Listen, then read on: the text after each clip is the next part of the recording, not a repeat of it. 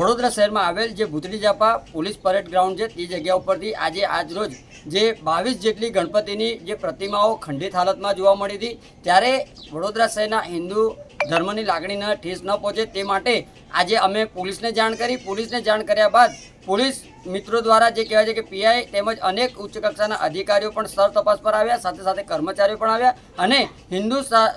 વિધિ પ્રમાણે આજે ગણપતિની પ્રતિમાઓ કિશનવાડી ગધેડા માર્કેટ ખાતે કૃત્રિમ તળાવ બનાવવામાં આવી છે, ત્યાં આગળ વિસર્જન કરવામાં આવી. પરંતુ ખાસ કરીને જે પણ આ પ્રતિમાઓ ખંડિત હાલતમાં જે મૂકીને ગયું છે તેની સામે સખતમાં સખત કાયદાકીય કાર્યવાહી થવી જોઈએ, કારણ કે વડોદરા શહેર એક સંસ્કારી નગરી છે. સંસ્કારી નગરીમાં જ્યારે આ રીતની ગણપતિની પ્રતિમાઓ રઝળતી હાલતમાં કોઈ પણ જે છોડીને ચાલ્યું ગયું છે તેની સામે સંપૂર્ણ તપાસ કરવી જોઈએ. સાથે સાથે સીસીટીવી કેમેરા પણ તપાસ કરી અને આવા જે પણ કૃત્ય કરનાર વ્યક્તિ સામે કાયદાકીય કાર્યવાહી કરવામાં આવે તેવી પોલીસ કમિશનર સાહેબ પાસેથી અમે અપેક્ષા રાખીએ છીએ. સાથે ગણપતિનો તહેવાર ચાલી રહ્યો છે ત્યારે શાંતિમય રીતે આપણે ગણપતિની સ્થાપના કરી છે, એ જ રીતે શાંતિમય રીતે ગણપતિનું બાપાનું વિસર્જન પણ થાય એ રીતની સૌએ